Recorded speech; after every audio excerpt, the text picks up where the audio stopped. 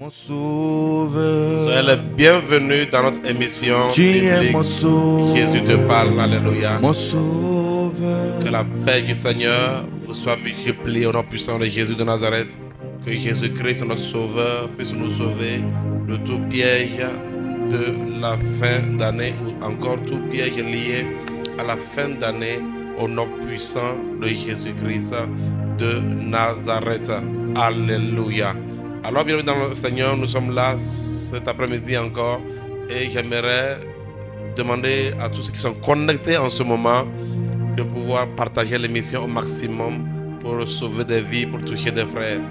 Que Dieu te bénisse tant que tu le fais au nom de Jésus. Et si tu n'es pas encore abonné à notre page, abonne-toi, alléluia, à notre page afin de recevoir davantage d'enseignements.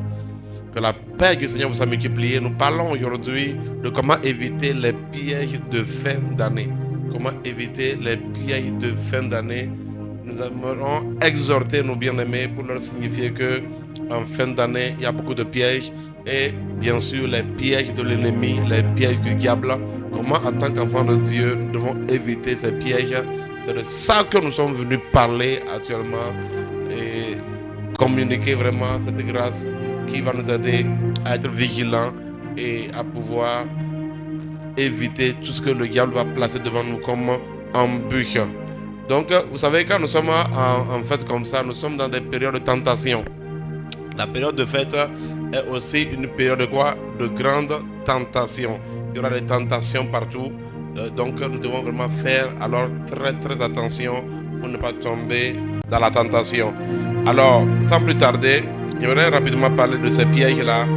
Et ce que j'ai noté comme premier piège, quand la fin d'année vient, il faut faire attention au piège de la colère.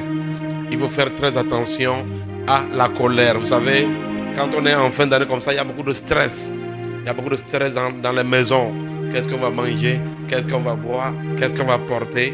Et j'ai souvent exhorté les bien-aimés, les frères, en leur disant que lorsque la fin d'année arrive comme ça, il est très important d'exhorter toute la maison et la famille à la prière, de leur faire comprendre que ce n'est pas le manger qui est le plus important, tandis que nous voulons traverser l'année, mais nous devons traverser l'année en prière parce que pour nous, en tant qu'enfants de Dieu, la fin d'année est aussi comme la fin d'une saison et l'année qui vient est aussi comme l'ouverture d'une nouvelle saison. Donc du coup, nous devons nous préparer à l'ouverture de la nouvelle saison, alléluia, qui est en train de s'ouvrir. Donc pour cela, il y aura beaucoup de mouvements sur la terre, il y a beaucoup de mouvements partout, même au niveau des commerçants, c'est-à-dire au niveau des marchés, dans les quartiers, il y aura beaucoup vraiment de choses autour de ce temps de fête. Alors nous devons faire très attention en tant qu'enfants de Dieu, de ne pas aussi nous laisser aller, de toujours rester vigilants. Vous savez, lorsque les soldats fêtent sur le champ de bataille, ils fêtent avec vigilance. Ils ont toujours leurs armes à côté, prêts à tirer à tout moment. Et vous devez savoir qu'en tant qu'enfants de Dieu, que nous sommes dans un champ de bataille, que nous avons l'ennemi qui tourne, qui rôde toujours, et que nous devons demeurer vigilants, que nous sommes dans ce monde-là pour un but, amener le règne de Dieu. Et pour le faire, il y a forcément l'adversité et nous devons faire très attention. La Bible dit clairement que nous sommes comme des soldats de Christ. Alors, un soldat ne va pas fêter comme un civil et se livrer à n'importe quoi. Donc, du coup, il est très important pour nous de faire attention. Alors, quand je parle de la colère, je veux signifier que à cause de la pression, ouais, qu'est-ce que les enfants vont manger, qu'est-ce qu'ils vont porter, finalement, vous allez voir que quand l'année est en train de finir comme ça, malheureusement, vous allez voir que 4 familles, même 3 familles peut-être sur 5, 3 familles sur 5 traversent l'année vraiment dans un temps de dispute, de division. Ouais, dans les maisons, vous allez voir, beaucoup vont rentrer dans la nouvelle saison, dans la division. Et ce moment sera un temps où les portes vont s'ouvrir et l'ennemi va entrer. Et c'est pour cela qu'il est très important, en tant qu'enfant de Dieu, de se laisser prévenir. Ne laissez rien vous mettre en colère. Ne laissez rien vous mettre en colère. Ne vous mettez pas en colère pour de la vanité. C'est très important de comprendre cela. savez, en tant qu'enfant de Dieu, vous devez savoir que la seule colère qui est peut-être autorisée, c'est la sainte colère. Quand tu es animé par l'Esprit Saint dans une sainte colère, les choses sont différentes. Et je voulais partager un peu sur alors cet aspect de la colère. Prenons ensemble Colossiens 3, verset 8. Colossiens 3, verset 8. Fais attention de ne pas te laisser aller à la colère en cette fin d'année. Évite tout ce qui peut t'amener en colère. La colère va ouvrir les portes au monde des ténèbres. La colère va ouvrir les portes à la sorcellerie.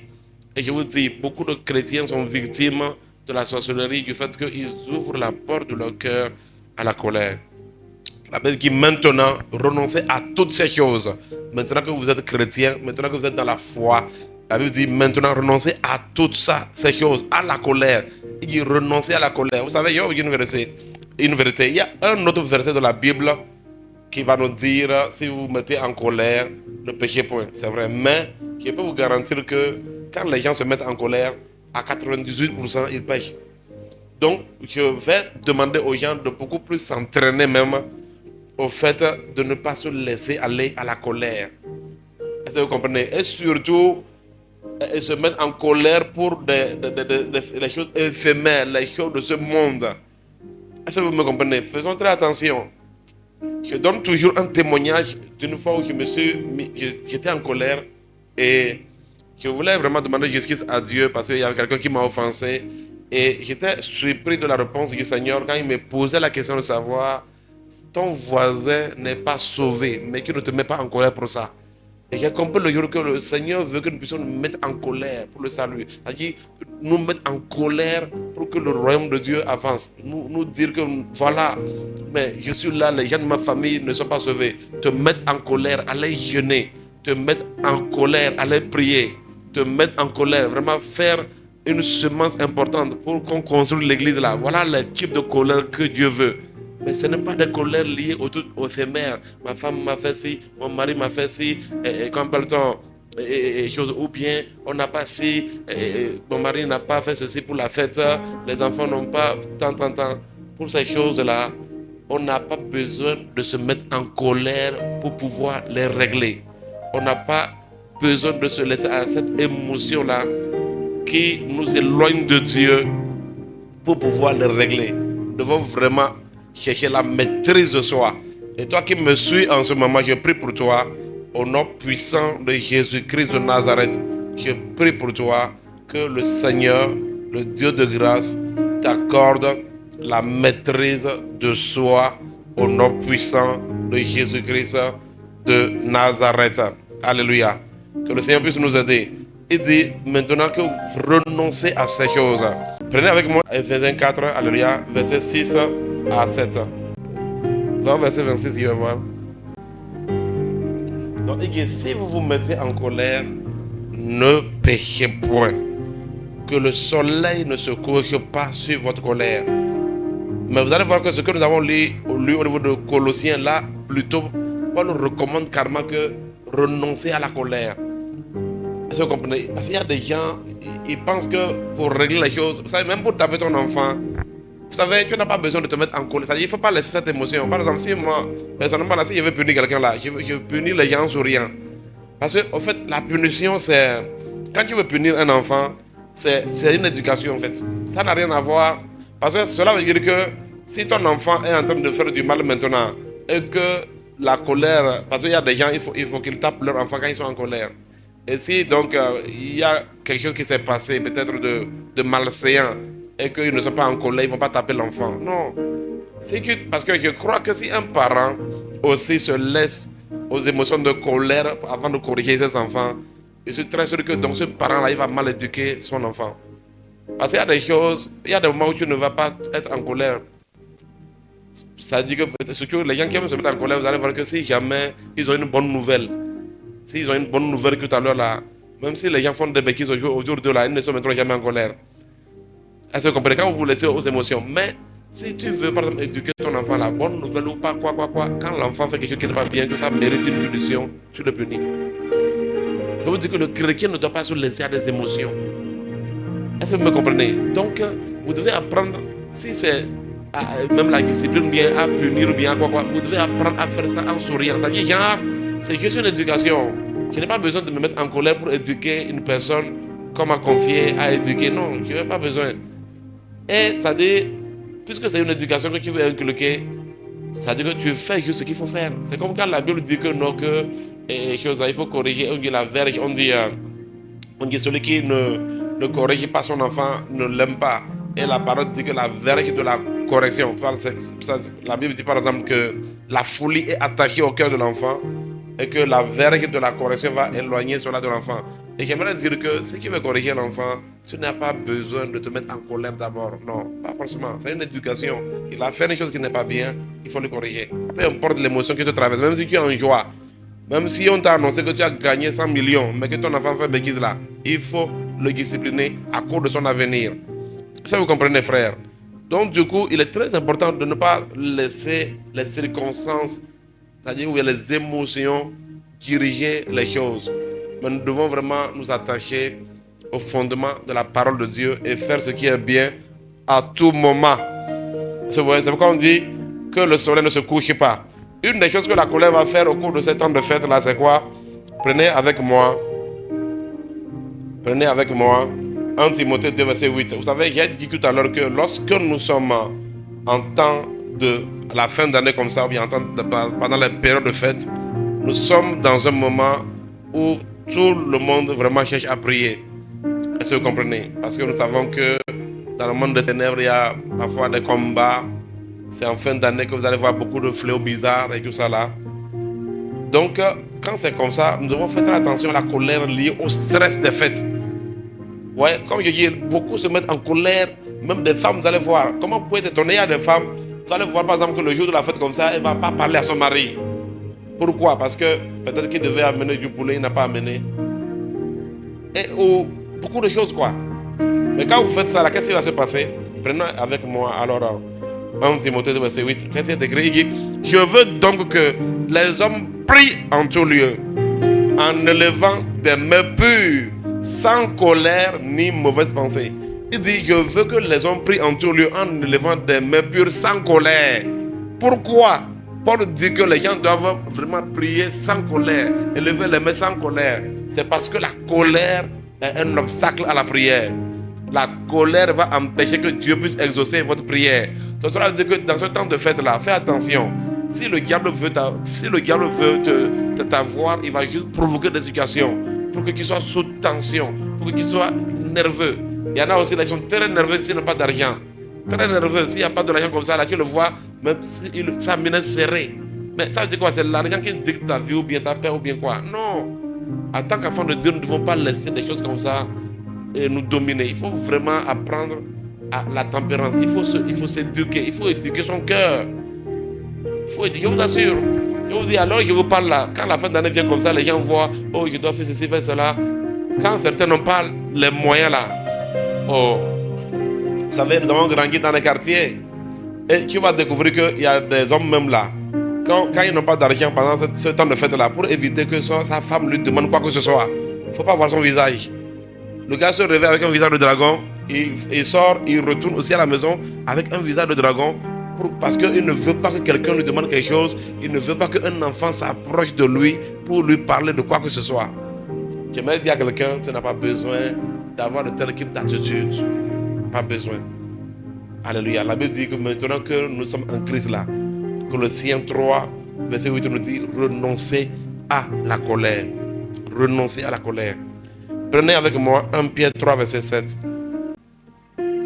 Et Marie, montrez à votre tour de la sagesse dans vos rapports avec vos femmes, comme avec un sexe plus faible. Honorez-les comme devant aussi hériter avec vous de la grâce, de la vie, qu'il en soit ainsi, afin que rien ne vienne faire obstacle à vos prières. Donc là où il y a la division, il y a obstacle. Vous savez, s'il y a une chose que beaucoup de chrétiens doivent éviter de faire, s'il y a une chose que beaucoup de chrétiens doivent éviter de faire, c'est de souvent prier sans chercher à vérifier si votre prière sera exaucée ou pas. Vous savez, il y a des gens aussi qui prient comme s'ils font du sport. C'est-à-dire, la prière, c'est pour eux du sport. Ouais, quand tu vas faire du sport, tu t'exerces. Donc, tu n'as pas une communication avec Dieu pour avoir un exaucement. Mais la prière, c'est que tu vas parler à Dieu qui attend un exaucement de ta prière. Alors, puisque ce n'est pas toi qui es Dieu, hein, comme ce n'est pas toi qui es Dieu, que ce n'est pas toi qui vas exaucer ta propre prière, tu dois vraiment chercher à savoir si ta prière sera exaucée ou pas. Et je crois que cette préoccupation doit t'amener à revoir ton attitude, ou bien, c'est-à-dire l'atmosphère dans laquelle tu vas prier. L'atmosphère dans laquelle tu pries, cela va déterminer si tu seras exaucé ou pas. Et la Bible dit que si les gens prient dans une atmosphère de division, dans une atmosphère de colère, Paul dit que les gens doivent lever les mains partout en priant sans colère. Pourquoi? Parce que s'il y a cette atmosphère de colère, atmosphère de division, là où il y a la division, il n'y a pas d'exaucement. Je ne dis pas que tu ne peux pas chasser un démon. C'est ce que les chrétiens ne comprennent pas. Je ne dis pas que tu ne pourras pas chasser un démon. Hein. Je ne dis pas ça. Tu peux être dans ça, là, tu vas chasser un démon parce que la Bible dit au nom de Jésus, tu genou fléchis. Mais je dis, hein, toi et Dieu, là, il y aura une barrière. Ce que je dis là, tu vas chasser un démon, mais toi et Satan, il y aura une alliance. C'est ce que je dis. Beaucoup de chrétiens ne savent pas ça. Oh. Parce que la Bible dit que quiconque invoquera le nom du Seigneur, étant en colère ou pas là, quand tu vas invoquer le nom de Jésus, Seigneur, sur un démon, bien, tu vas invoquer, tu vas avoir des résultats. Mais ça, c'est qu'au même moment là, il y a une alliance entre toi et le diable. Et qu'est-ce que cela va engendrer? Cela va engendrer, cela va engendrer la ruine. C'est-à-dire, il n'y aura pas de prospérité dans ce que tu fais. Il n'y aura pas d'avancement. Il n'y aura pas d'avancement. Parce que lorsque l'ennemi est quelque part, lorsque la division est quelque part, il n'y a pas d'avancement. Il y aura des blocages. Beaucoup chassent des démons. Ils prient même, ils ont certains résultats, mais ils expérimentent des blocages, de sérieux blocages. Pour dire quoi? Parce que, en vérité, quelque part là, les ténèbres sont dans leur vie. Si les ténèbres sont là, c'est ce qui va se passer. Donc, du coup, il ne faut pas compter sur. Regardez par exemple les gens qui sont venus dire à Jésus, on a chassé le démon, Antoine, on a fait des miracles. Il dit, je ne vous connais pas. Parce que, il dit, vous êtes des ouvriers d'iniquité. Parce que cela montre quoi? Cela montre que l'iniquité n'empêche pas les miracles, n'empêche pas de parler à la langue, de chasser un démon. Non. Parce que Jésus dit qu'ils sont des ouvriers d'iniquité. Eux, ils étaient étonnés quand le Seigneur dit, mais attends, c'était un jugement, il dit, vous là, mettez-vous de côté. Ils ont dit, mais Seigneur, mais on a chassé des miracles. On a fait, ils étaient étonnés. Parce qu'ils ont fait des miracles, tout, mais ils étaient avec les ténèbres. Parce que la Bible dit que quiconque va invoquer le nom de Jésus là, hein, il va être délivré, il aura des résultats. Est-ce que vous me comprenez? Donc ça dit que le fait que tu es dans un péché là ne va pas empêcher que tu parles en langue. Le fait que tu es dans un péché ne va pas empêcher que tu puisses avoir faire des miracles. Le fait que tu sois dans un péché ne va pas empêcher que tu pries qu'il y ait des guérisons. Mais le défi est que Dieu là, la présence de Dieu là, ne sera pas avec toi. C'est pourquoi Jésus a dit à ces gens-là, je ne vous connais pas. Il dit, retirez-vous de moi, vous tous qui commettez l'iniquité. Ces gens-là, ils commettaient l'iniquité, mais ils pouvaient parler en langue, ils pouvaient guérir des malades, ils pouvaient prophétiser. Il dit, Seigneur, on a prophétisé, on a guéri et on a parlé en langue. Tu vois? Il dit, alors je leur dirai ouvertement, il dit, plusieurs me diront en ce jour-là, quel est le jour? Le jour du jugement. Parce qu'ils seront étonnés. Plusieurs me diront en ce jour-là, mais Seigneur, on a prophétisé par ton nom. On a chassé les démons par ton nom et on a fait beaucoup de miracles par ton nom. Mettez-vous en tête que quelqu'un peut être dans une vie de péché, mais il va prophétiser, il va faire des miracles. Ça, ce n'est pas un problème. Mais le problème est que le Seigneur les a dit que retirez-vous de moi. Je ne vous ai jamais connu. Ça veut dire qu'on n'est pas en intimité. Vous n'avez pas été dans ma présence. Il dit retirez-vous de moi, vous qui commettez l'iniquité. Leur problème était l'iniquité. Alléluia. Donc, le problème de l'iniquité est que cela va retirer la grâce de Dieu, la présence de Dieu. Il y a des gens, ils s'en foutent. Et pour lui seulement, c'est que il prie et quand il chasse le démon, voilà, le démon, il n'y a pas de problème. Il fait des miracles. Mais le problème est que quand tu es privé de la présence de Dieu, ce que cela va engendrer chez toi, c'est des blocages. C'est des blocages. Ces gens-là, à la fin du temps, ils étaient bloqués. Ils ne peuvent pas rentrer dans la ville sainte. Ils ne peuvent pas rentrer dans la ville sainte. Et la plupart du temps, ça commence ici déjà. Ça commence ici. L'iniquité ne va pas te parler de parler en langue.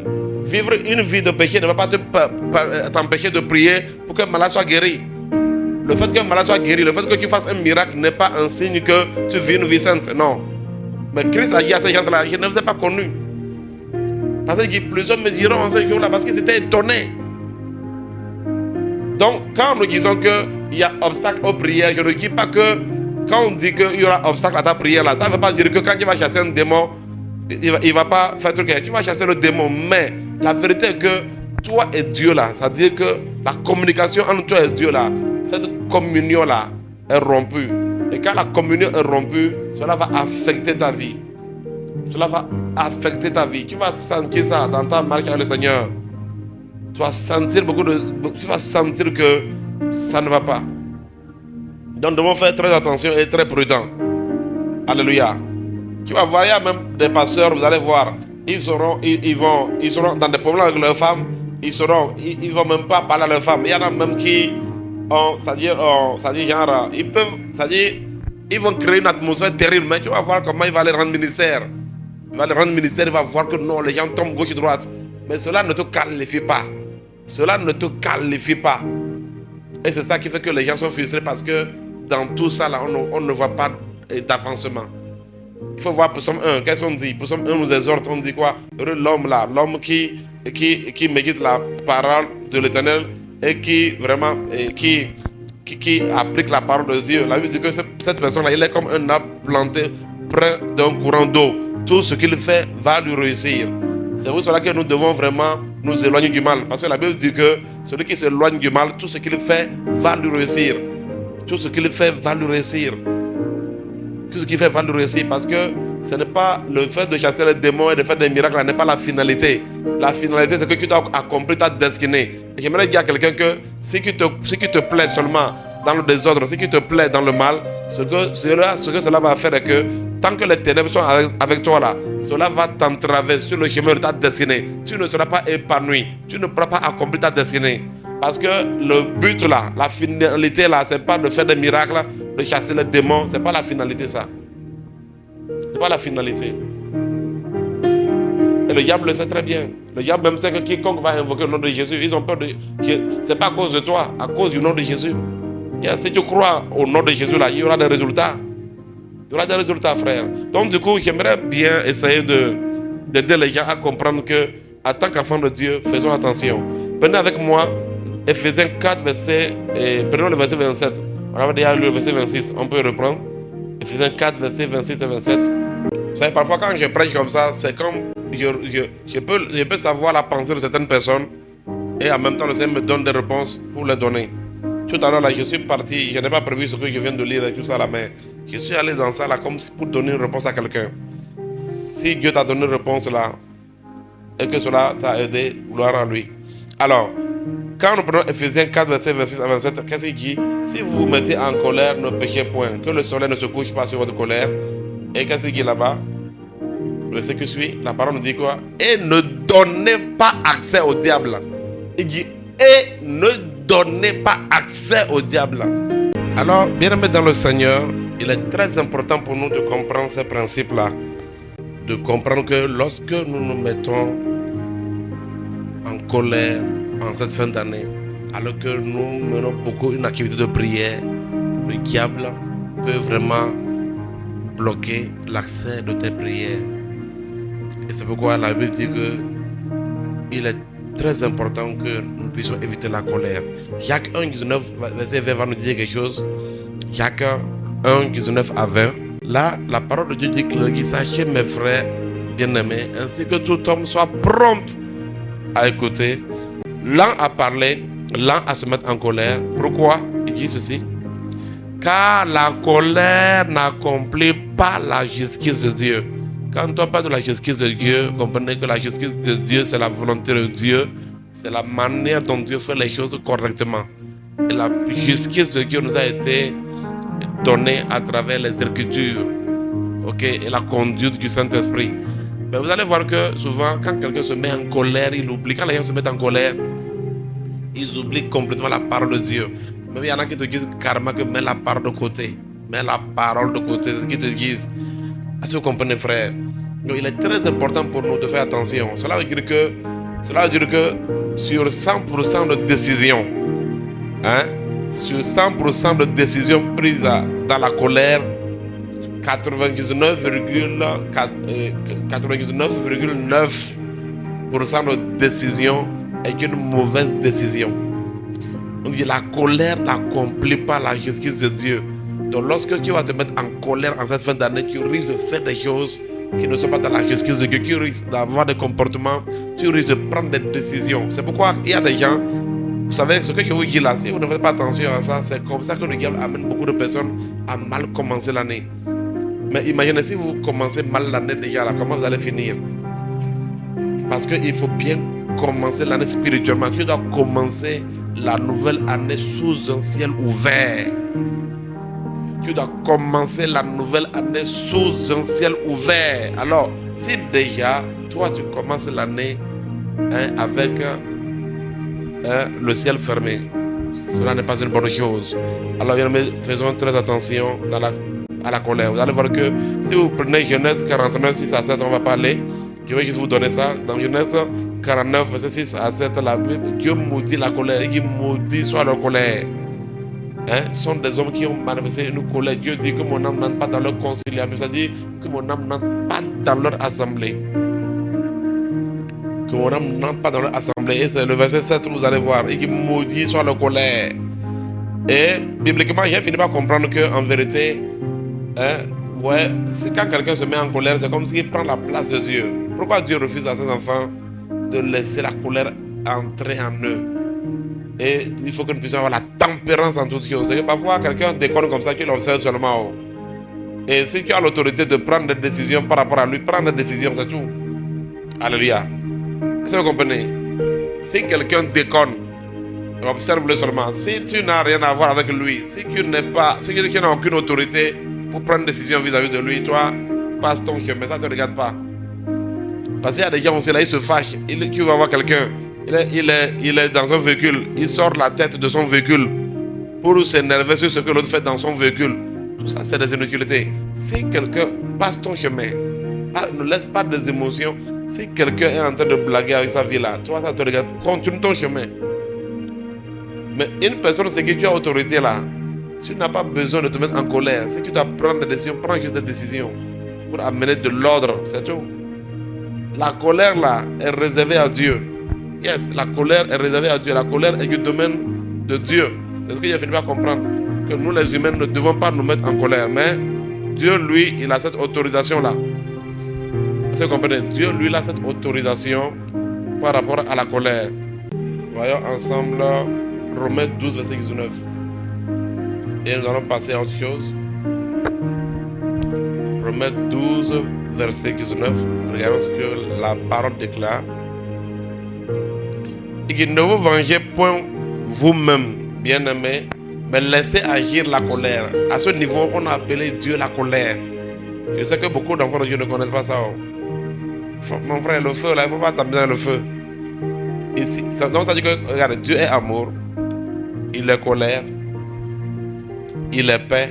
Donc il faut connaître bien les attributs de Dieu. Donc quand quelqu'un se met en colère, c'est comme si la personne là est en train de prendre la place de Dieu. Parce que Dieu, lui, quand il se met en colère là, Dieu a la maîtrise de soi. Il sait qu'est-ce qu'il faut faire. Mais malgré ça, même parfois, il cherche des intercesseurs même encore pour parler à son cœur. Mais lui, il a le droit. Dieu, lui, il a le droit d'agir comme ça.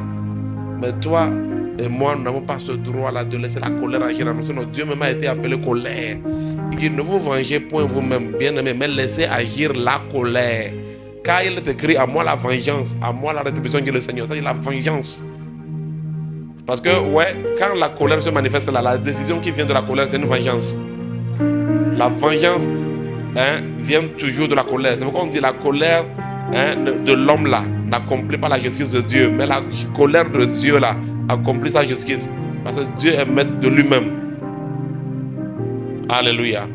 Alors bien aimé dans le Seigneur, préservons notre cœur de la colère. Ne laissons pas cette émotion traverser nos cœurs et fermer et bloquer nos prières en ce temps de la fin d'année où nous sommes là acharnés à prier jour et nuit. Alors la deuxième des choses, des pièges que le diable va poser aux gens, c'est le piège de la débauche ou encore le piège de l'impudicité. Vous savez, quand l'année est en train de finir comme ça, il y a l'émergence des fornicateurs par excellence. Quand l'année finit comme ça, c'est là où vraiment, c'est-à-dire le péché sexuel domine la terre, le temps des fêtes. C'est-à-dire les gens se livrent à n'importe quoi et parfois même les enfants de Dieu sont impliqués. C'est pourquoi nous avertissons les gens, faites très attention. Nous sommes dans un temps de tentation, dans un temps de... C'est que les gens laissent leur cœur au divertissement. Ils laissent leur cœur au laisser aller. Et écoutez-moi bien, la plupart des grossesses non désirées parmi les jeunes là, ce sont des grossesses pendant le temps de la fête. La plupart des grossesses non désirées des filles là, cela vient pendant le temps de la fête. Il y a des filles là qui gardent, c'est-à-dire qu'elles ont le bouclier de se protéger contre les hommes. Il y a des filles qui ont le bouclier de se protéger contre les avances des hommes. Mais quand on dit à la fête comme ça là, elles baissent le bouclier. Elles baissent leur bouclier là. Le garde-fou qu'elles ont là, elles baissent ça. Et alors l'ennemi entre. Beaucoup de filles chrétiennes ouvrent leur cœur pendant le temps de la fête. On se dit, bon, moi c'est la fête, il faut que je sorte. Mais il faut être prudente. Il faut être prudente. Est-ce que vous comprenez? La plupart des malheurs aussi arrivent aux gens pendant le temps de la fête. Et c'est en ce moment que le diable arrive à avoir accès aux gens. Pendant le temps de la fête, c'est là où les gens s'ouvrent à ces péchés sexuels-là et qui permet maintenant à une tante sorcière qui était déjà là en train de faire son programme là, d'avoir accès à quelqu'un. C'est comme ça. Pourquoi? Parce que quand on dit fête comme ça, les gens baissent la garde. Donc faites très attention à ça. Donc faites attention. Ce temps de fête là sera, c'est un temps, à chaque fois qu'il y a fête, les gens font débauche. Les gens font débauche. Et vous allez voir que les gens cherchent toute occasion pour faire quelque chose. Même une fête qui ne les concerne pas là. C'est pourquoi vous allez voir que les gens fêtent même la fête qui ne les concerne pas. Parce qu'il faut qu'on dise qu'il y a fête. Et pour qu'on puisse quand même se divertir. Faisons attention. Prenez avec moi 1 Corinthiens 10, verset 6 à 8. Donc je ne dis pas à quelqu'un de fêter. Je ne dis pas à quelqu'un de fêter, mais il ne faut pas te laisser fêter. Ne fête pas jusqu'à ce que la fête va te fêter.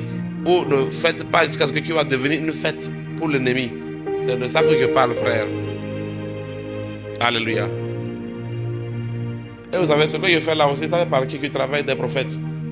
C'est pas le travail des prophètes, c'est pas seulement quand on passe du temps prophétisé, mais c'est aussi un travail d'avertir le peuple de Dieu à certains moments, afin que les gens soient sur le qui-vive. Et cet enseignement-là, c'est comme un fardeau que Dieu a déposé sur mon cœur. Et il veut que j'en parle, afin que celui qui entend là prenne des précautions. Il dit, ne nous livrons point à l'impudicité, comme quelques-uns d'eux s'y livrèrent, de sorte qu'il en tomba 23 000 en un seul jour. Allons-y. Ne tentons point le Seigneur comme il le tentèrent quelques-uns. Bon, est-ce que on a commencé par le bon commencement? Nous sommes dans... Il y a 1 Corinthiens 6, 1 Corinthiens 10, à partir du verset 6. Je vais voir le verset 6. Voilà. Il dit, or ces choses sont arrivées pour nous servir d'exemple, afin que nous n'ayons pas de mauvais désirs, comme ils en ont eu. On parlait des enfants d'Israël pendant leur traversée. Alors ils ne devenaient point idolâtres comme quelques-uns d'eux, selon qu'il est écrit, le peuple s'assit pour manger et pour boire, puis ils se levèrent pour se divertir.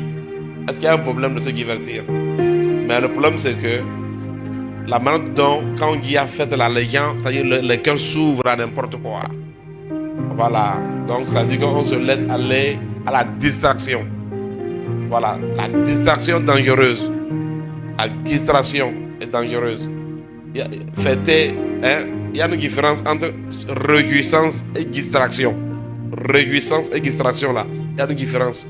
Mais ici, eux là, ce n'est pas une question de réjouissance, mais on dit qu'ils se sont levés pour se distraire. Voilà, ils ont ouvert leur cœur. Et c'est là où on dit, ne nous livrons point à l'impudicité comme quelques-uns. Donc, c'est ça le feu de la distraction. C'est ça le feu de la distraction. Parce qu'on a des fêtes. Je te dis, il y a beaucoup de filles là. Quand on dit qu'il y a fête comme ça, il y a beaucoup de jeunes hommes. Quand on dit qu'il y a fête là, il y a beaucoup de femmes, il y a beaucoup d'hommes. Quand on dit qu'il y a fête comme ça là, même l'argent qu'il doit prendre pour donner à sa femme pour aller acheter le sac de riz là, il va prendre ça pour amener une fille à l'hôtel. Pourquoi? On a dit il y a fête. Faisons attention à je sais pas, à ce concept-là, psychologie qui fait que quand on dit fête, certains ils voient fête, ça dit genre déconne, ça dit il faut déconner parce qu'on dit qu'il y a fête. Non. Vous savez, le temps de fête, Dieu a institué les fêtes afin que les hommes puissent rendre grâce. Quand il y a fête, il y a action de grâce. Au moment de fête, c'est un temps de reconnaissance. Et il peut dire à quelqu'un que sache qu'à chaque fois que tu es dans la reconnaissance là, tu es dans la fête. Je ne suis pas venu pour ça. Si j'ai le temps, on va parler de la Bible. Je vais vous montrer que le but de la fête, c'est la réjouissance, la joie. Et vous savez, la joie, la gratitude, c'est le résultat de quoi? Des actions de grâce. Quand on est reconnaissant, on est content, vraiment, on est reconnaissant, on est heureux. Alléluia. Alors nous devons faire très attention à ça. Et les temps de fête sont des temps de fornication par excellence. Et vous allez voir, beaucoup de filles vont prendre des grossesses non désirées et après que c'est pour des avortements. Nous sommes en décembre comme ça, là. Quand vous allez compter là, de décembre, le mois de septembre, là, vous allez voir. Vous allez voir des enfants non désirés. Vous allez voir dans le mois de mars, février-mars, là, des temps d'avortement. Des temps d'avortement par excellence. Parce que maintenant, la fête a porté son fruit. Et c'est quel fruit? Le mauvais fruit. Pourquoi? Parce qu'au lieu d'être dans la réjouissance, au lieu d'être dans des actions de grâce, hein, tu n'as même pas amené une offrande d'action de grâce pour dire merci à Dieu à l'église, mais quand même, tu as pris ça pour amener, tu as pris l'argent pour amener une femme à l'hôtel, l'enceinter au cours de la fête et après la faire avorter en février ou en mars. C'est ce que beaucoup font. C'est ce que beaucoup font. Mais il faut que ça change. Alors, la troisième chose que nous devons éviter, en tout cas, cette partie-là, cette paragraphe que je viens d'ouvrir sur le sexe là, en tout cas, les gens comprennent. Quand il y a fait sexe, boisson, il y en a qui sont même dans les excès de table. Il y en a même qui vont manger jusqu'à, on va les amener à l'hôpital. Ça, c'est quoi ça? C'est ça affaire de Giverkir là. Ils vont manger jusqu'à, on va les amener à l'hôpital. Comme s'ils n'ont jamais mangé. Donc, faisons très attention. Quand on dit divertir là, il faut faire tout avec prudence. Peut-être qu'il y a des gens qui ne vont pas trop aimer ce que je dis là, mais pardonnez-moi simplement. Ne vous fâchez pas contre moi. Je vais vous montrer après celui contre qui vous devez vous fâcher. Alléluia. La troisième chose que nous devons éviter quand on parle pendant cette période-là, c'est les indiscrétions. Les indiscrétions, vous savez, nous disons que ces temps de fête sont des temps de combat spirituel. Alors que tu dois faire très attention de ne pas exposer les secrets de ton cœur. Alors que quand on dit réjouissance, quand on dit fête là, les gens exposent les choses.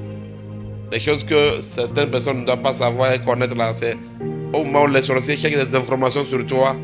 C'est en ce moment que toi, tu vas aller t'asseoir dans un cabaret quelque part et tu vas livrer ta vie là-bas, dans le cabaret. Voilà, tu es en compagnie de tes amis qui parlent de tout et de rien.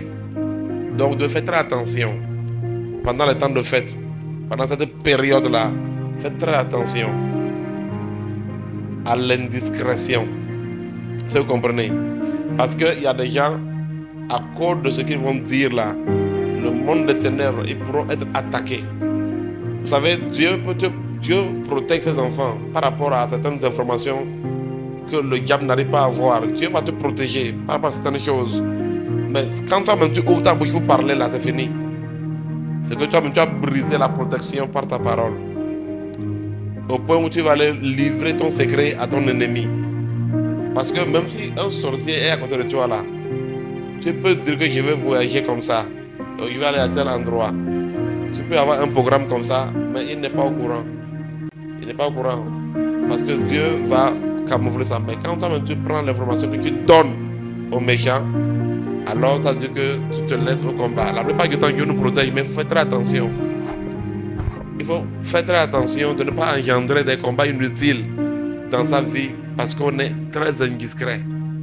Et les temps de fête sont des temps d'indiscrétion. Parce que quand on dit divertissement là, les cœurs se relâchent, ça parle, ça crie, ça saute et on vomit tout. Alors il faut faire très attention. Il y a des gens, vous allez voir, il va rentrer dans une maison là, dès qu'il est rassasié, c'est comme ça là. C'est comme si on appuyait sur un bouton. Il va tout dire. Alors, faites très attention. Maintenant avec moi, Proverbe 10, verset 19. Proverbe 10, verset 19. Je vais essayer de revenir peut-être une autre fois par rapport à ça. Vous devez savoir, vous savez, un homme spirituel, un homme, il ne dit pas tout. Souvent, il y a des choses que vous dites parce que c'est déjà passé. Mais quand quelque chose est en cours là, vous ne dites rien. Mais certaines personnes n'ont pas ce comportement spirituel parce que c'est l'ignorance. Et ils vont périr faute de connaissance. Regardez-moi, on dit quoi? Proverbe 10, 19 dit, celui qui parle beaucoup ne manque pas de péché, mais celui qui retient ses lèvres est un homme prudent. Celui qui parle beaucoup ne manque pas de péché, mais celui qui retient ses lèvres est un homme prudent. Le temps des fêtes, c'est un temps où les gens parlent beaucoup, mais quand tu parles là, fais attention à qui tu parles, à qui tu causes, à qui tu dis quoi que ce soit. Fais très attention. Ce que je dis là, ça sera utile pour beaucoup. Certaines personnes peuvent ne pas comprendre pourquoi je parle de ça, mais ça te sera utile. Je fais attention là où tu t'assieds, là où tu vas dire les choses, là où tu vas livrer ta vie, là où tu vas donner les secrets de ta femme, les secrets de tes enfants, bavarder, dire des trucs à des inconnus, des gens qui n'ont pas besoin de cette information-là. Prenez avec moi Matthieu 16, verset 20. Nous allons voir que Jésus-Christ, là, il était très discret. Il était quelqu'un qui faisait très attention aux informations que les gens doivent connaître et les informations que les gens ne doivent pas connaître. Ce n'est pas toutes les informations que les gens doivent avoir à ton sujet. Si vous comprenez. Regardez, avant que son temps n'arrive là, Matthieu 16, verset 20, on dit alors il recommanda aux disciples de ne dire à personne qu'il était le Christ. Alors il recommanda aux disciples de ne dire à personne qu'il était le Christ. Vous vous imaginez ça? Jésus, il est fils de Dieu. S'il dit qu'il était le Christ, là, quelqu'un va se dire qu'on va lui faire quoi? Mais c'est parce que tu n'es pas quelqu'un de spirituel. J'ai compris que les gens non spirituels souvent ne comprennent pas la puissance qui se crée. Tu peux les voir seulement, ils ouvrent leur bouche, ils racontent tout à un public qui n'a même pas besoin d'une information qu'ils donnent, qui ne lui demande pas cette information-là. Et j'ai aussi reconnu que tous ceux qui font une expérience avec le Seigneur, si tu as déjà croisé une fois le Seigneur, ou bien tu as fait une expérience avec le Seigneur, tu vas comprendre la loi du secret. Tu vas comprendre c'est quoi le secret. Et je crois que ceux qui ont cette dimension du secret même là, le Seigneur se révèle avec beaucoup. Toi là, tu n'as aucune expérience avec Dieu parce que ta bouche là, le Seigneur sait que si même il envoie son bras chez toi là, il sait ce que ça va devenir. Il sait ce que ça va devenir. Je vais vous dire la vérité. Beaucoup là, à cause du fait qu'ils n'ont pas cette tendance là, il y a beaucoup de... Imaginez vous-même là, si vous avez un ami, ou bien une femme, ou bien un enfant qui ne sait pas garder sa bouche là, comment vous allez vous comporter envers lui? Et c'est comme ça que Dieu se comporte envers beaucoup. Parce qu'ils ne savent pas que ce n'est pas tout qu'on vient même dire. Ce n'est pas tout qu'on vient dire en public, ils ne savent pas. Et ils parlent jusqu'à ce qu'ils donnent leur secret à leurs ennemis. C'est ce que l'indiscrétion amène. Comme je le dis là, Dieu peut te protéger, mais quand ce que ta bouche va dénoncer là, cela va se lever contre toi. Ouais, Jésus dit quoi? Il dit, il ne faut pas qu'on sache maintenant que je suis le Christ. Remettez-moi ce passage-là. Pourquoi? Parce que cela va amener des combats inutiles. Il n'a pas besoin de rentrer dans des guerres inutiles. Alors il leur commanda aux disciples de ne dire à personne qu'il était le Christ. Prenez avec moi encore Matthieu 8, verset 4. Donc ici, là, bon, je vais juste donner quelques passages sur la loi du secret. Il faut savoir garder des informations. Il faut savoir garder des informations. Et puis Jésus lui dit, garde-toi d'en parler à personne. Mais ici, il a guéri une personne qui avait la main sèche. Et il lui dit, garde-toi d'en parler à personne, mais va te montrer au sacrificateur et présente l'offrande que Moïse a prescrite afin que cela leur serve de témoignage. Et un gars comme ça, si jamais il s'amuse à aller parler aux gens, il sera étonné qu'après tout ça, lèpre là va revenir. Donc il ne peut rien faire que d'aller d'abord se présenter au niveau des sacrificateurs. Alléluia. Vous allez voir que les hommes spirituels, il y a des choses, quand ils en parlent là, c'est qu'il va vous dire ce qui est déjà passé. Ce qui est passé là, c'est ça qu'il va vous dire. Alléluia. C'est pourquoi qui doit faire attention. Quelles sont les informations qui doivent aller vers qui? Qui doit savoir, qui ne doit pas savoir, qui doit écouter? Un homme spirituel, il fait attention à ça. Pendant les temps des fêtes, ça parle beaucoup. Ça, il y a la vérité. Même les gens qui ne bavardaient pas avant, là, deviennent des bavards. Pourquoi? Parce qu'on est dans un temps de divertissement. Et malheureusement, ce qui se passe, c'est que les gens finissent par livrer leurs secrets à leurs ennemis. Et cela va amener des complications. Maintenant avec moi, Matthieu 17, verset 9. Matthieu 17, verset 9. Il y a des gens qui sont plus puissants que le Seigneur. Quand on leur dit non, garde les trucs là secrets, ils disent ah non, mais ouais, le problème. Donc, est-ce que c'est à cause des sorciers qu'on ne va pas tout dire? Toi, tu es plus puissant, on sait. On sait que ton onction là, c'est une onction internationale. Il dit, comme ils descendaient de la montagne, Jésus leur donna cet ordre: ne parle à personne de cette vision. Ne parlez à personne de cette vision, jusqu'à ce que le Fils de l'homme soit ressuscité des morts. Et ici encore, là, ce qui est terrible, là, ici, c'est la vision de la transfiguration. Jésus prend 3 disciples seulement. Il prend 3 disciples parmi les 12 là. Il leur montre la révélation sur la transfiguration. Quand vous comprenez ça, vous allez comprendre que ça veut dire que le reste, ceux qui sont restés là, c'est sûr que c'est bon, je ne vais pas continuer. Alléluia. Je ne vais pas continuer. Regardez, ils sont 12. Il veut leur montrer une révélation. Il prend 3. Il les amène sur la montagne. Il se révèle à ces 3 là. Et il demande à ces 3 là de ne rien dire jusqu'à son avènement. Vous voyez? Il dit, et puis il précise, hein, il dit comme il descend de la montagne là, Jésus leur donna l'ordre de ne parler à personne. Ça dit que même les 9 autres qui sont restés là, il dit vous ne parlez à personne de cette vision que vous venez de recevoir. Il dit quoi? Jusqu'à ce que le Fils de l'homme soit ressuscité des morts. Ça dit que même quand il était mort là, ne parlait pas. Il dit c'est après ma résurrection. Il y a des choses là. On dit cela quand c'est dans le passé là. On dit ça. C'est pourquoi parfois il y a des gens, quand ils viennent même donner certains témoignages de certaines situations en cours là, ça se bloque. Tu vas engager des combats. Tu vas engager des combats inutiles. Je vous assure, frère. Je vous assure. Ouais, ça. Donc ça dit que les 3 là, ils ont gardé le secret. Au moins pendant 2 ans au moins, sans parler à leurs frères. C'est comme ça que le Seigneur fonctionne. C'est pas tout qui se dit, c'est pas tout qu'on dit. C'est pas tout qu'on dit. Alléluia.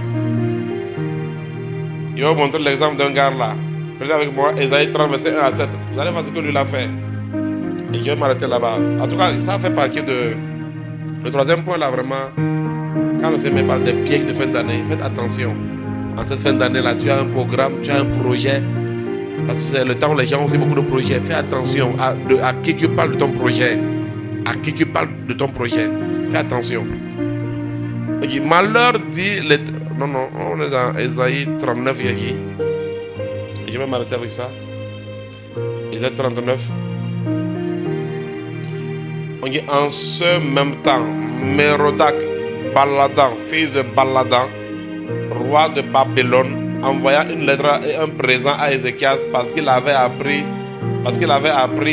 sa maladie et son rétablissement. Donc ici, Ézéchias, il était malade. Vous vous rappelez de l'histoire, quand Ésaïe est venu le voir pour lui dire, bon, mon voisin, tu vas mourir. Il s'est tourné là par là, Dieu dit, hey Dieu, il a fait beaucoup de bien. Oh. Et Dieu a dit, bon, je t'ajoute 15 ans. Et le roi là, il a appris que Ézéchias était guéri. Il a envoyé des gens vers lui. Ézéchias en eut la joie.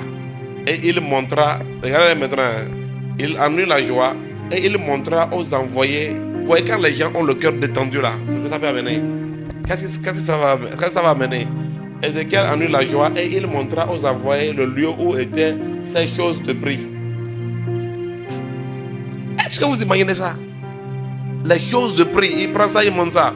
L'argent et l'or, les aromates et l'huile précieuse, tout son arsenal. À cause de la joie. Faites attention, quand votre cœur est détendu là, faites attention. Et tout ce qui se trouvait dans ce trésor. Il n'eut rien qu'Ézéchias ne leur fit voir dans sa maison et dans tous ses domaines. Il y a des gens comme ça. Les gens sont au courant de tout. Tout, il doit dire. Il faut arrêter ça. Il y a des choses même que tu ne dis pas à ta femme, même à tes enfants, tu ne les dis pas. Prenez avec moi le verset 3. Esaïe le prophète vint ensuite auprès de Ézéchias et lui dit: qu'ont dit ces gens-là et d'où sont-ils venus vers toi? Ézéchias répondit: ils sont venus vers moi d'un pays éloigné, de Babylone. Regardez, des gens qui sont venus, des gens. Est-ce que ceux qui sont éloignés là peuvent connaître ton secret? Hein? Tu montres tout à des gens éloignés, des gens inconnus, des gens dont tu ne connais pas leur cœur. Tu montres, tu dis des choses à des gens qui n'ont même pas besoin de cette information. Continuons.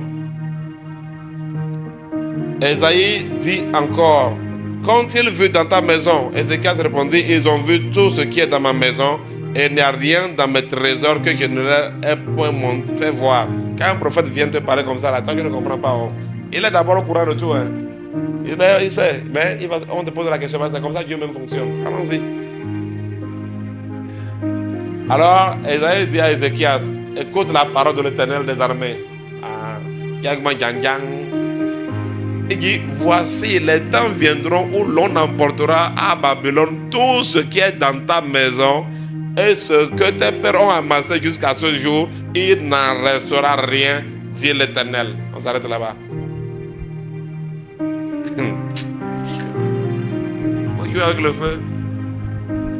Il y a des choses que Dieu peut protéger, il y a des choses que Dieu couvre dans ta vie. Mais quand tu ouvres ta bouche là pour livrer toi-même ton secret à ton ennemi là, ça veut dire que tu vas déclencher un combat inutile. Tu vas déclencher un combat inutile. Alors, bien dans le Seigneur, soyons très vigilants en cette fin d'année-là. Ne va pas livrer ton secret aux sorciers qui veulent te manger en Kéguénou. Non. Ne le fais pas. N'amène pas de combats inutiles sur ta vie.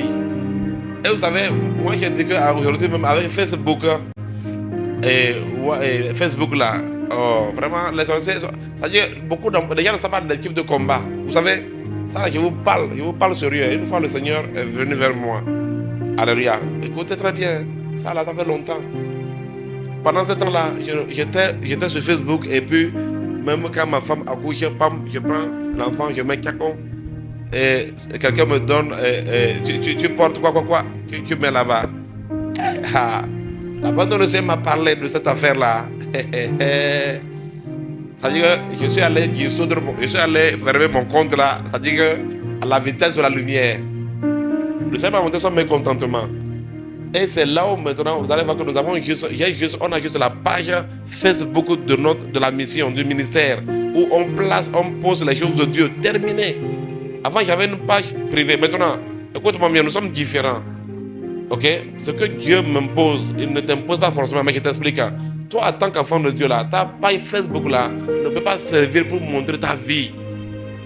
Ça ne peut pas servir pour montrer ta vie. Non, c'est pas ça, c'est pas ça. En vérité, c'est le piège qui est là pour que tu montres ta vie, que tu exposes ta vie et que tu sois combattu même par des démons même qui ne te connaissaient pas avant. Même à cause de Facebook là, le démon qui est en Ouganda là, il te combat à cause de Facebook. C'est-à-dire qu'on a multiplié des combats inutiles. Frère, je vous parle comme prophète. Hein. Je sais qu'il y a des gens, comme je dis là, ils ont une onction internationale. Hein. Ils ne connaissent pas le monde spirituel. Est-ce que vous comprenez, frère? Faisons très attention. Ta vie privée là ne doit pas aller sur Facebook. Utilise plutôt Facebook aussi pour prêcher l'évangile, annoncer l'évangile aux gens. Hein? Utilise Facebook pour annoncer l'évangile. Toi, ta femme, on te met un enfant au monde, tu prends l'enfant, plaque sur Facebook. Et qui sera étonné que cet enfant peut grandir, il ne devient rien. Pourquoi? Parce que dès son enfance là, les sorciers à l'échelle internationale ont combattu son étoile. Pourquoi? C'est toi-même qui as donné le secret. C'est toi-même qui as livré l'enfant avant le temps. Regardez même Jésus-Christ quand il est né là. Ça dit que ses parents lui cachaient. Il était caché. On a pris même Jésus pour fuir en Égypte parce qu'il y avait des gens qui voulaient le tuer. Mais aujourd'hui, vous prenez vos enfants, vous les déposez à la place publique. Et ce qui est pire encore, les gens comme ça, ils n'ont même pas une vie de prière. Hein. Toi, tu n'arrives même pas après 5 minutes. par jour. Mais tu t'amuses avec les réseaux sociaux. Alors frère, faisons attention. Excusez-moi si je suis un peu dur, mais c'est lié au fait que c'est par rapport à les résultats que des choses comme ça amènent, frère. Je vous assure. Le secret. Ah, j'étais aussi dedans, hein, ça je vous dis. Mais je pense que ça, depuis 2018, je crois. Hein. Ah, là, voilà, j'ai fermé mon compte là. Parce que le visage que le Seigneur a pris pour me parler de Facebook là, je ne sais pas que c'était aussi grave comme ça. Faites attention, regardez, les pays puissants là. Pourquoi certains pays sont puissants? À cause des informations qu'ils ont sur les autres. Les pays mettent beaucoup d'argent dans le renseignement. Informez-vous. Parce que l'information, si j'ai sur les informations que j'ai sur toi là, peuvent me donner le pouvoir et l'avance. Ça m'amène à me préparer contre toi. Ça je vous dis. Les grandes puissances là, regardez, ils investissent dans le renseignement, c'est-à-dire découvrir ce que l'autre cache. C'est ça qui fait le point fort. Et les démons aussi là, ils sont comme ça. Comme je le dis là, imaginez par exemple que des gens font tout pour cacher ce que les puissances là mettent pour avoir les informations. Et toi-même, tu viens maintenant donner l'information. Maintenant, à qui la faute? Donc, c'est pourquoi il faut faire attention à l'indiscrétion, surtout par ce temps de fête-là. Faites attention, parce que tu vas voir. Pourquoi il dit ça? L'autre est en train de manger poulet entier, il met sur Facebook. L'autre, il a porté une nouvelle chaussure, il va mettre sur Facebook. L'autre, il faut arrêter ça. Il faut arrêter ça. Il faut arrêter ça, c'est dangereux. C'est imprudent, c'est enfantin, c'est immature. Si vous comprenez. Alors que le Seigneur nous aide, alléluia. Nous avons pris du temps par rapport au challenge technique que nous avons eu. Mais je pense que le Seigneur nous a bénis, nous a fait du bien. Donc nous avons parlé des pièges. Faisons attention à la colère qui va donner accès au diable. Faisons attention à la débauche, l'impudicité, la fornication, les excès de table et choses, comment appelle-t-on, l'alcool. Faisons attention. Ok? Et faisons très attention à être indiscret. Parce que quand le cœur des humains est relax, alors ça sort. Et on dit même ce qu'il ne faut pas dire. Que le Seigneur bénisse abondamment. Alors je finis en déclarant ceci, que tout piège que l'ennemi va placer devant toi en cette fin d'année, cela va échouer lamentablement au nom puissant de Jésus de Nazareth. Que le sang de Jésus couvre ta vie, couvre ta famille, et que la paix du Seigneur soit ton partage. Je déclare et je décrète que 2025 qui vient sera la meilleure de toutes les années de ta vie. Tout ce que tu as vu sur le soleil comme année, 2025 sera la meilleure de toutes ces années au nom puissant de Jésus. Et je prie pour toi afin que le Seigneur t'aide à accomplir ta destinée. Que Dieu nous bénisse et que Dieu nous accorde la grâce de l'humilité et la grâce d'être obéissant à la voix de Dieu. Alléluia. Que le Seigneur soit loué. Demeurez bénis. On se retrouve la prochaine fois. Shalom, shalom.